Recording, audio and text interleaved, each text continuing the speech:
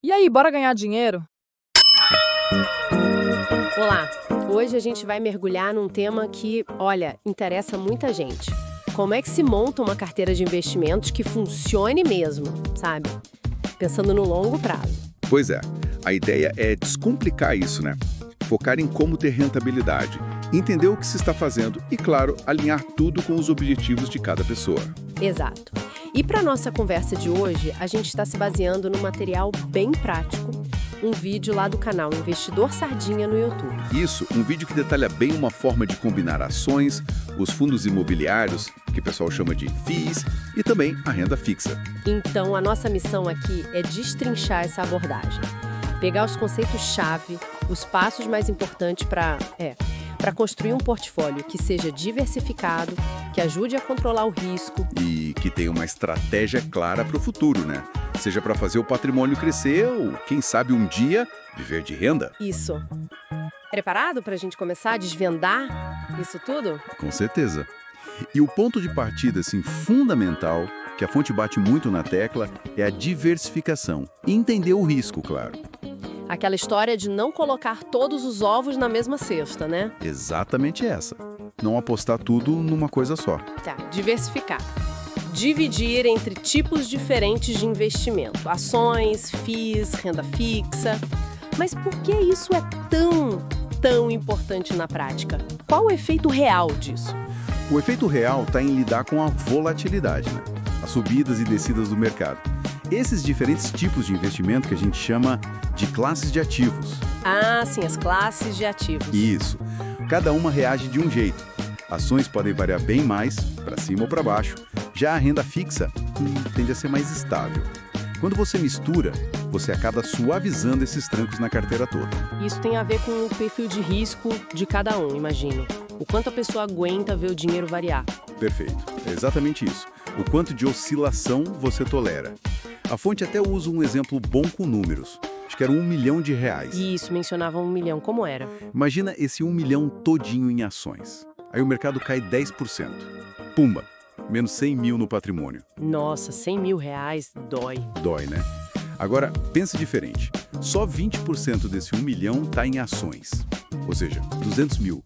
Se as ações caem os mesmos 10%... A perda nesses 200 mil seria de 20 mil. Exato, 20 mil. A dor no patrimônio total é bem menor, entende? A diversificação funciona como um amortecedor. Entendi a lógica entre as classes. Faz todo sentido. Mas e dentro de uma classe, tipo só em ações? A fonte falava para não concentrar tudo numa empresa só, tipo Itaú, que eles citaram. Por quê? Ah, sim, porque aí entra outro tipo de risco. É o risco específico daquela empresa. Risco específico. Isso. Se todo o seu dinheiro de ações está numa única empresa e justo ela passa por um problemão, sei lá, uma crise interna, um escândalo, uma gestão ruim... Todo aquele bloco de investimento vai junto pro buraco. Exatamente. Vai sofrer muito mais. Por isso, dividir entre várias empresas ou vários FIIs diferentes te protege desses problemas individuais, sabe? Dilui o risco. Ok, essa parte ficou bem clara, então vamos explorar as classes que a fonte mais destaca. Começando pelas ações brasileiras, a fonte sugeriu uns 20% para um perfil que eles chamam de moderado, né, ou tal Vandinho. Isso, 20%. Ações são pedacinhos de empresas, né? Colocar 20% ajuda a limitar a exposição da carteira toda àquela volatilidade maior do mercado de ações, como a gente viu no exemplo do milhão. Todas as fichas ali. Exato, é um equilíbrio. E depois vem os fundos imobiliários, os FIIs. A analogia que a fonte usou para explicar é bem legal. É ótima, né? Especialmente para os FIIs de tijolo. Imagina um monte de gente juntando dinheiro para comprar um imóvel bem grande, tipo um shopping. O valor total é dividido em cotas. Cada pessoa que comprou uma cota vira dona de um pedacinho e recebe uma parte do aluguel que aquele shopping gera, proporcional à cota dela. E o legal é que dá para comprar e vender essas cotas na bolsa, né? Como se fosse uma ação. A fonte até citou um exemplo real, o XPML11. Exatamente. O XPML11 é um FI de shoppings. Comprando uma cota, na época que a fonte gravou, Você virava meio que sócio de pedacinhos de uns 16 shoppings diferentes, em vários estados. E recebia um dinheirinho todo mês, né? Um rendimento. Isso, uma fração do aluguel. Na época, era algo como 73 centavos por cota, que custavam R$ 103. Interessante. E dá até para calcular quanto precisaria investir para ter uma renda passiva X, né? Tipo, para receber R$ 2.000 por mês com esse FI. Sim, a fonte mostrava esse cálculo. Dava uns 283 mil investidos no XPML11 para gerar essa renda. Mas claro, é importante lembrar, isso com base nos rendimentos passados, né? Nada garantido para o futuro. Sim, sempre bom lembrar disso. E tem a vantagem do imposto, né? Tem a isenção de imposto de renda sobre esses rendimentos mensais para a pessoa física. Isso é uma diferença grande em relação a comprar um imóvel direto e alugar, onde o aluguel é tributado. Além desses FIs de shopping, de tijolo, tem outros tipos, né? Tem sim, tem os FIs de papel, que investem em dívidas do setor imobiliário, tipo CRIs. E geralmente os FIs são vistos como menos voláteis que as ações. A fonte também sugeriu 20% para eles na carteira moderada. Bom, falando em volatilidade, aí a gente entra num terreno mais agitado. Criptomoedas, Bitcoin e companhia. A fonte abre essa possibilidade, mas olha com um alerta bem grande piscando. Muita cautela, né? Muita.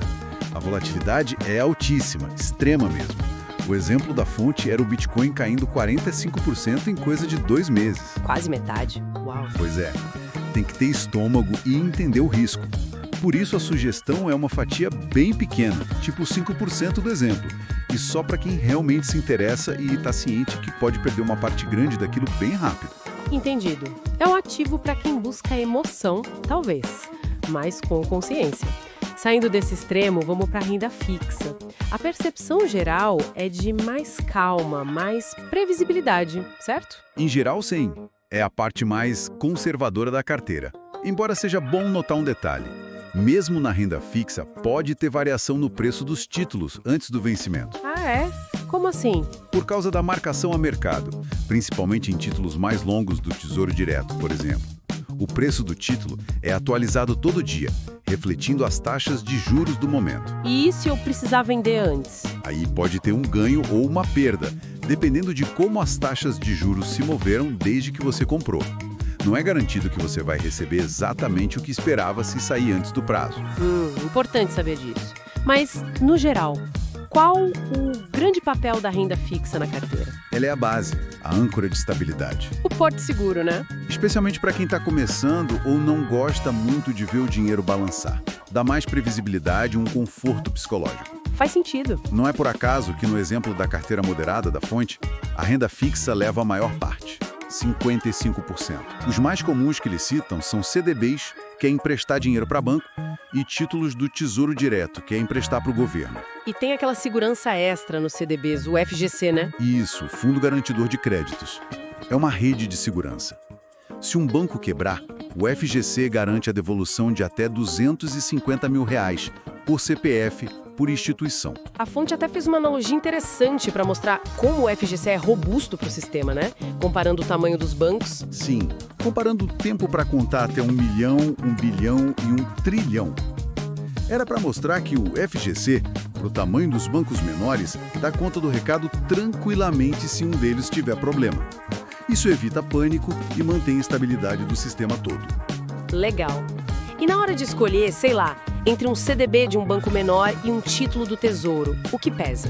Normalmente, o banco menor tem que pagar uma taxa um pouquinho melhor que a do Tesouro, que é considerado o investimento mais seguro do país. Para compensar o risco, mesmo com o FGC. Exatamente. É o chamado prêmio de risco. Outra coisa é o imposto. CDBs têm imposto de renda regressivo sobre o rendimento. Quanto mais tempo fica, menos imposto paga. Já algumas outras opções, como LCI, LCA, CRI, essas são isentas de IR para a pessoa física. Mas, atenção! Geralmente, elas não têm a proteção do FGC e podem ter outros riscos ali escondidos. Tem que analisar bem. Ok, então temos as classes, as proporções, a ideia de segurança.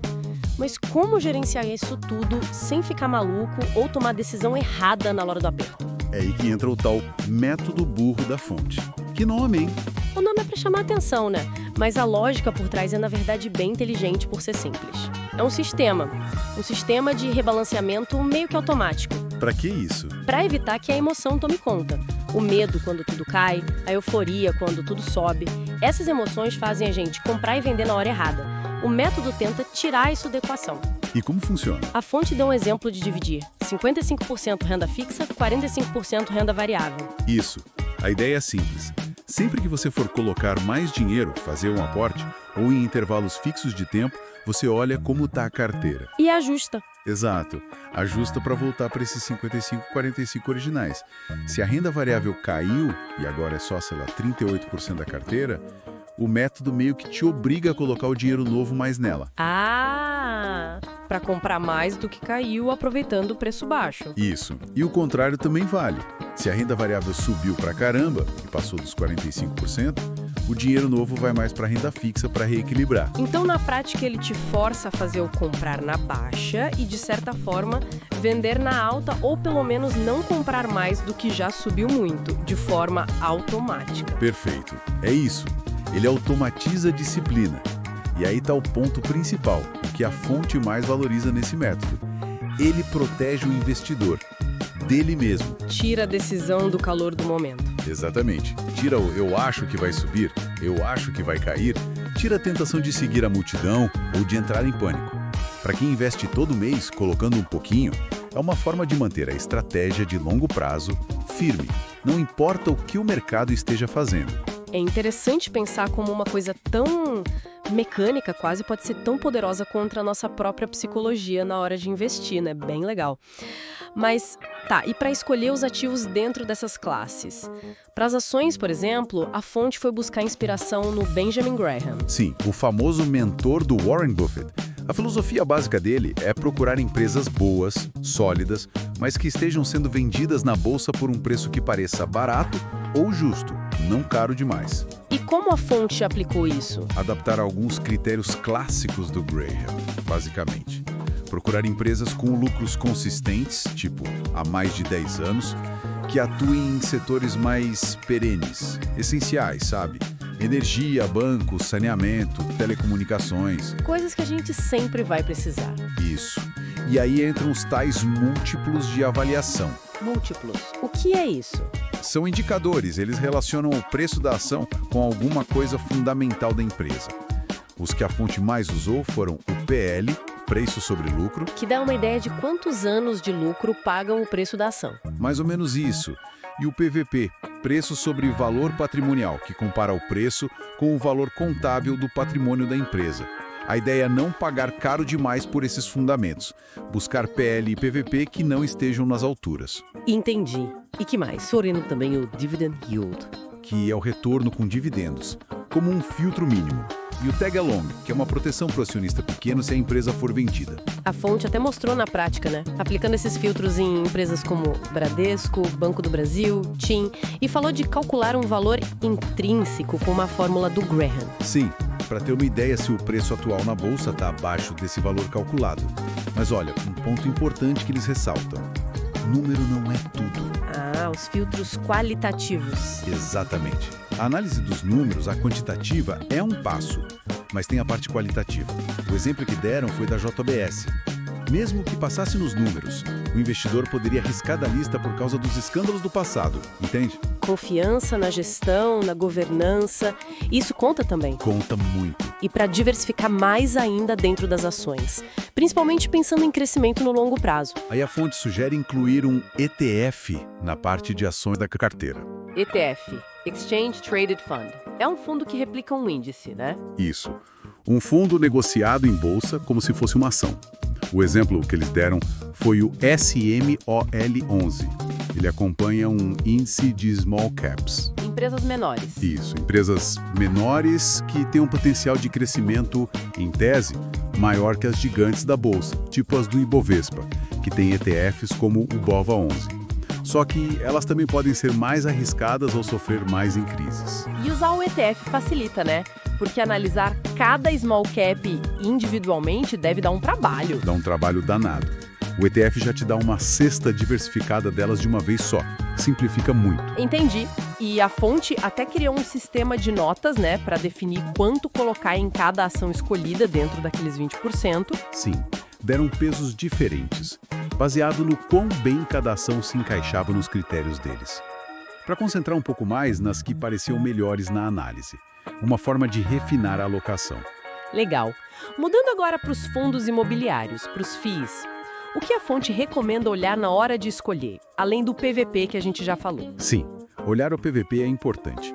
Se está abaixo de 1,0, pode ser um sinal de que você está comprando os imóveis do fundo com desconto em relação ao valor patrimonial deles. Mas não é só isso, claro. O que mais? É crucial dar uma olhada na consistência dos rendimentos que o fundo paga todo mês. Vê a taxa de vacância, quantos imóveis estão vazios, sem alugar. Vacância física e financeira, eles mencionam. Isso. E também a qualidade dos imóveis em si, a localização deles. E quem são os inquilinos? São empresas sólidas, o contrato de aluguel é longo, tudo isso conta. A fonte deu exemplos como KNR11, BTLG11, VISC11 e fez um alerta sobre descontos muito grandes no PVP, né? Tipo um IVP de 0,60 que eles viram no XPPR11. Exato. Esse é um ponto-chave. Não é porque está barato com um PVP bem baixo que é uma boa oportunidade automaticamente. Tem que investigar o porquê. Pode ter problema escondido. Pode. Pode ser vacância alta, imóvel ruim, localização péssima. Às vezes o preço baixo só reflete a realidade ruim do fundo. Nem todo desconto é pechincha. Tem que correr atrás para entender. Certo. Análise cuidadosa sempre. Bom, depois de toda essa análise, definir a carteira. Como é que a pessoa compra isso tudo na prática? O caminho padrão é abrir uma conta numa corretora de valores. A fonte até menciona a Isa Invest, que é do próprio Raul Sena. Mas, enfim, existem vários no mercado. E aí usa a plataforma da corretora. Isso, o Home Broker. É por ali que você manda as ordens para comprar e vender as ações e os FIIs. E a fonte lembrou que dá para começar com pouco, né? Comprando ação reacionada. Exato. Não precisa comprar o lote padrão de 100 ações. Colocando a letra F no final do código da ação, tipo CMIG4F, você compra de 1 em 1. Fica bem mais acessível para começar. E a renda fixa? Como compra? Também pela plataforma da corretora. Geralmente tem uma seção específica para renda fixa. Lá você consegue ver e comparar as opções disponíveis. Os tipos que a gente falou, atrelados ao CDI, à inflação, IPCA+, os pré-fixados. Isso. E aí é importante comparar as taxas que cada um oferece, ver o prazo, checar se tem a proteção do FGC nos títulos de banco, CDB, LCI, LCA e comparar com o que o Tesouro Direto está pagando. A fonte até deu uma dica de horário para achar taxas melhores. Deu sim. Falou que as melhores taxas de CDBs e tal costumam aparecer nas plataformas mais pela manhã. Fica a dica para dar uma olhada cedo. Boa. E sempre lembrar dos impostos, né? Sim. O IR regressivo nos CDBs e na maioria dos títulos do Tesouro e a isenção para LCI, LCA, CRI. Mas lembrando que esses isentos geralmente não têm FGC. Então, tem que ponderar esse risco também. Ufa, acho que a gente cobriu bastante coisa, hein? Foi uma exploração bem completa desse material do Investidor Sardinha.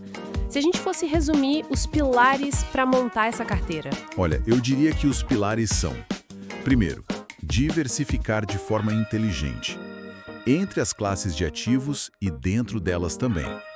Segundo, entender bem o seu próprio apetite a risco, o quanto você aguenta de sobe e desce. Certo. Terceiro, usar um método. Um sistema como aquele método burro para disciplinar as decisões e não deixar a emoção atrapalhar. E quarto, ter critérios racionais para escolher os ativos, inspirados em gente como Graham para as ações e focados na qualidade para os FIIs. Excelente resumo. E para a gente fechar, deixar uma pulga atrás da orelha do pessoal, pegando esse gancho do método contra as emoções. Fica a pergunta, né?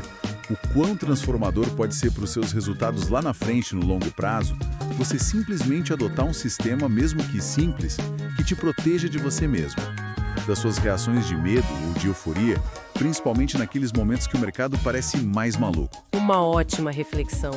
Vale a pena pensar nisso mesmo. Gostou do episódio?